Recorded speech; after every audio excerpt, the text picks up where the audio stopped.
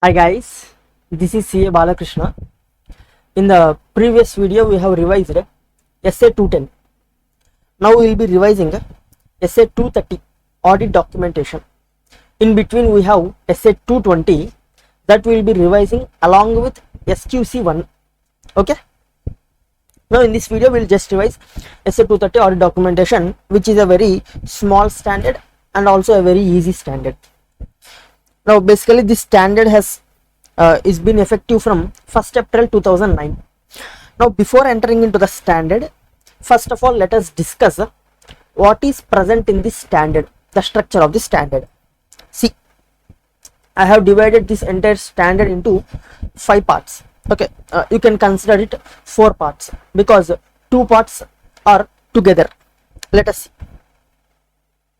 Firstly, purpose of audit documentation. What is the purpose of audit documentation and benefits of audit documentation? What is the benefit of audit documentation? The points that are covered under these 2 aspects are same. Okay, we can write same points for these 2 aspects, that is need and purpose of audit documentation or benefit of audit documentation. Okay, this is the first aspect that will be dealt by this standard. Next, form, content and extent of audit documentation. This is a very important concept. Frequently ICI might ask question on this form, content and extent of audit documentation. At CA final level it is important.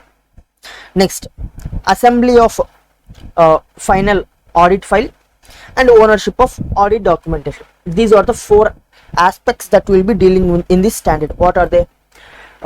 Need, purpose or benefit of audit documentation.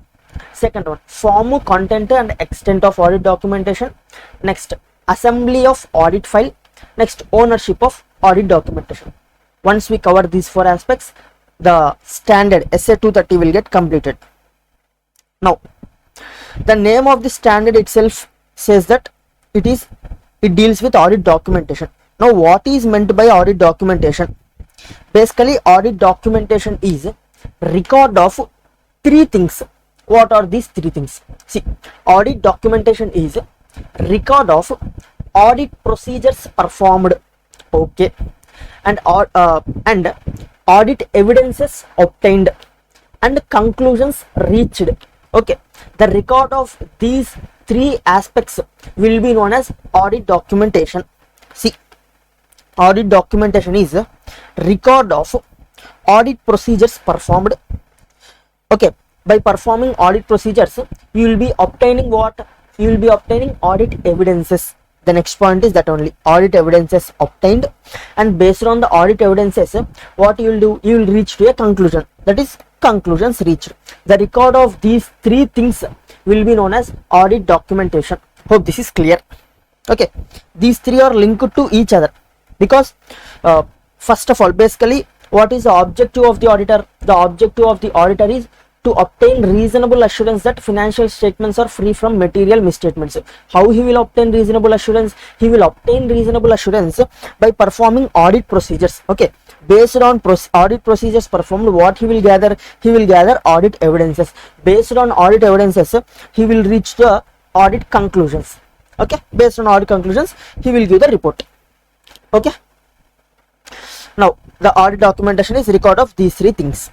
Next, moving to benefits, purpose or need for audit documentation. Okay, what is the benefit for what is the benefit of maintaining audit documentation, or what is the need or purpose of audit documentation? Firstly, audit documentation provides evidence that audit was planned and performed. See, audit documentation will be prepared by the auditor at all the stages, that is at planning stage, at execution stage and at reporting stage. At all these stages auditor will prepare audit documentation. Now, what is the proof that auditor has actually planned the audit and performed the audit? The audit documentations that the auditor has gathered at these stages will act as a proof or will act as a evidence that auditor has actually planned how to conduct the audit and has actually conducted the audit. Okay, the first benefit or the first need of audit documentation is to act as evidence that audit was planned and performed. Okay, that is the first benefit. Next benefit, what is the next benefit of audit documentation? It acts as evidence of auditor's basis, just a second, of auditor's basis for achievement of overall objectives. What are the overall objectives of the auditor? The objective of the auditor is to obtain reasonable assurance that financial statements are free from material misstatements. Now, whether auditor has achieved his objective or not, okay, this will be proved by the audit documentation. Okay, with the help of audit documentation, auditor will be in a position to prove whether he has obtained or whether he has achieved overall objectives or not. Okay, the audit documentation will act as a evidence of auditor's basis for achievement of overall objectives. Hope that is clear. These are the first two benefits of audit documentation. Next, audit documentation will also assist in planning and performing the audit in future. That means in the current year, while performing the audit, auditor has obtained audit evidences and he has documented. Okay, basically he has performed audit documentation in the current year. Now in the next year also he will be conducting the audit. Now to plan the audit for next year, the audit documentation that has been done during current year will be useful. Okay, based on the audit documentation of the current year, the auditor will be able to plan the audit for the next year. Okay, that would be the third benefit or third need or purpose of audit documentation. Next, discharge of review responsibilities. See, as per SA 220, there will be quality review will be conducted. To conduct this quality review, the audit documentation that the auditor has obtained or auditor has prepared will be useful during the quality review process. Okay. Next, fixing accountability for work performed. See, if auditor doesn't maintain audit documentation, he will not able to assess who has performed which work.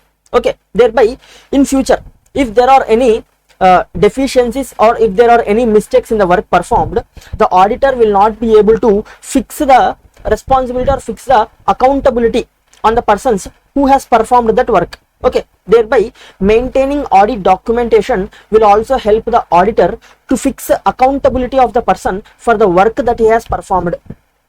Next, retaining records for the future. Okay, audit documentation will help the auditor to retain the audit. Okay, proofs relating to the audit that has been conducted by the auditor. Basically, he has to retain these records for a period of 7 years from the date of audit report. Okay, next, conduct of quality control review. This point we have already discussed here. Okay, next, conduct of external inspection by authorities. Sometimes external authorities will also conduct inspections. During these inspections, the audit documentation that the auditor has prepared will help him to prove the work that he has performed. Okay, these are the benefits of audit documentation. Next, form, content and extent of audit documentation. Basically here there are three aspects. Form, that is what is the format of audit documentation that has to be maintained. Content, okay, what should be included in this audit documentation. And extent of audit documentation. Extent means you are saying to maintain audit documentation, how much of audit documentation has to be maintained. Okay, that will be dealt by this extent. Now we will discuss each of these 3 points. Let us start with extent of audit documentation. Okay, let us start with this third point, extent of audit documentation. See, extent of audit documentation means how much of audit documentation has to be maintained. The standard says that the audit documentation that is sufficient to enable an experienced auditor to understand the audit procedures performed, the audit evidences obtained and audit conclusions reached. Okay, that much of documentation must be maintained. Okay, how much of audit documentation must be maintained by the auditor? The audit documentation that is enough to enable another auditor, okay, another auditor who is not at all concerned with this work will be able to understand the work that has been performed by the auditor. Okay, that much of audit evidence must be, audit documentation must be maintained by this auditor. Okay, see, that is sufficient to enable experienced auditor who is not related to this work is able to understand audit procedures performed, results of audit procedures and audit evidence obtained, and conclusions the auditor reached. Okay, the other auditor, by seeing the audit documentation, should be able to understand the audit procedures that has been performed by this auditor, audit evidences that has been obtained by this auditor, and audit conclusions that have been reached by this auditor. Okay, that much of audit documentation must be maintained. Next, that is the third aspect, extent of audit documentation. Now we will see these two aspects, form and content of audit documentation. We will see these both aspects together, because if you know what is the content to be included in the audit documentation, as per the content you will plan the format of the audit documentation. Thereby we will see these both points together. Let us see form and content of audit documentation. In respect of audit procedures performed, okay, in respect of audit procedures performed, what has to be included in the audit documentation? First of all, you have to include nature, timing, extent of audit procedures performed. Okay, next, characteristics of items or matters tested. Okay, during the audit procedures, what are the items that you have tested, or what are the matters on which you have applied this audit procedures? Okay, the characteristics of those items must also be documented. Next, who performed the audit procedures and the date on which such person has performed the audit procedures. Okay, even that has to be documented, even that aspect has to be included in the documentation. Next, after performing the audit procedure, there will be certain person to review the audit procedure that has been performed. Okay, who reviewed the audit procedure and the date on which such other person has reviewed the audit procedure. Okay, these four aspects has to be included in the audit documentation relating to audit procedures performed. Hope this is clear. Next, in respect of communication with the client or regulatory body or the management. Okay, in respect of communications that you have made with the management or the other regulatory bodies, what are the aspects, or what is the content that has to be included in the audit documentation? You have to include, see, document significant matters discussed with management to those charged with other parties. Okay, you have to document what are the important aspects that you have discussed with the management or those charged with governance. Okay, relating to that, what is the nature of such discussion that you have made, and who is the party with whom you have discussed. Okay, whether it is management, those charged with governance, or any other regulatory body. Okay, these aspects has to be included in the audit documentation. Next, there is one point, audit documentation must be done in a timely manner. Timely manner means within 60 days from the date of audit report. Generally, it is prescribed, or it will be a good practice to document or to conduct the audit documentation during the audit only. Okay, in case there are any documentation that is left over after audit has been performed, you need to complete the audit documentation within 60 days from the date of audit report. Hope this is clear. Okay, generally it is prescribed, or it is a good practice to perform the audit documentation along with the audit only. In case any audit documentation is left over, you need to complete that audit documentation within 60 days from the date of audit report. Hope this is clear. Next, matters arising after date of auditor's report. That means significant events that are arising after the date of auditor's report, that is subsequent events. When subsequent events arise as per SA 560, which deals with subsequent events, if the management modifies the financial statements or changes the financial statements, then auditor should also change his auditor's report based on the changed financial statements. Now in this case, if management has changed the financial statements due to subsequent events, then what should be included in the auditor's documentation, in the audit documentation? Let us see.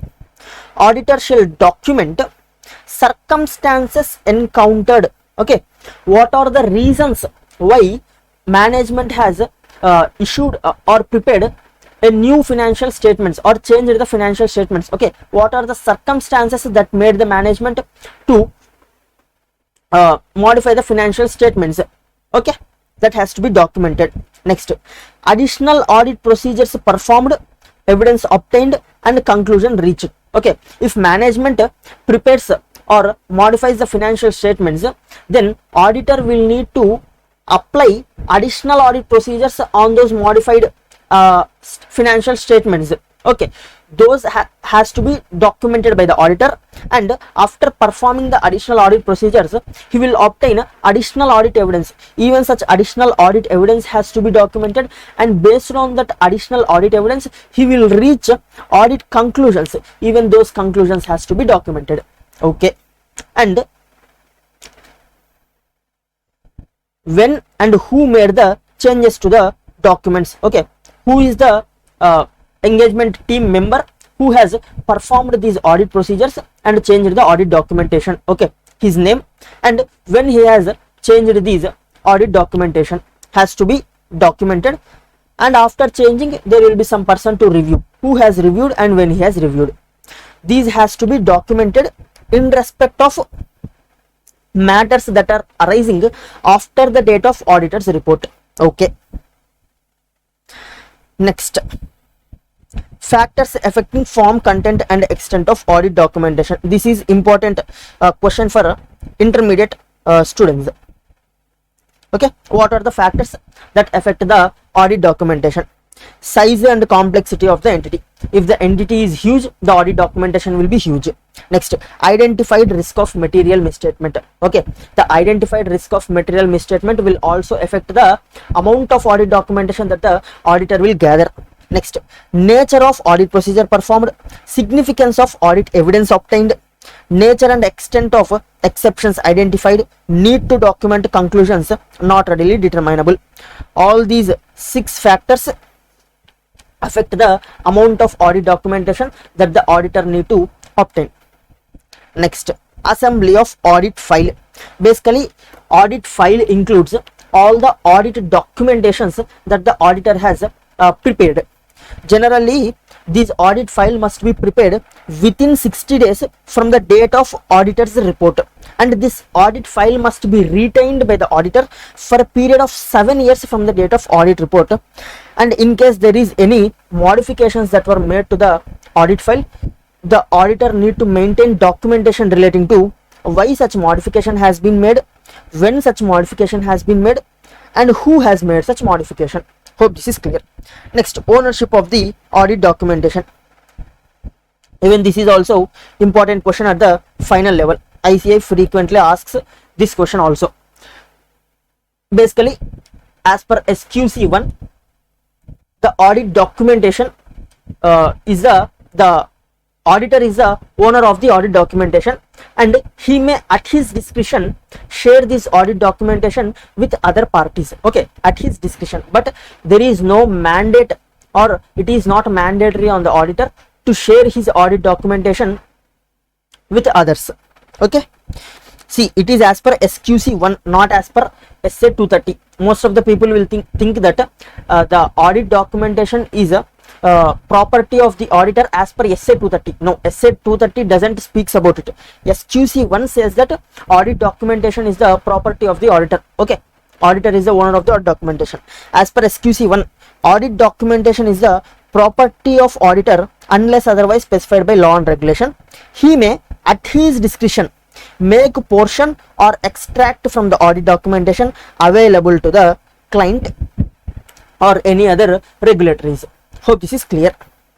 By this, SA 230 audit documentation has been completed.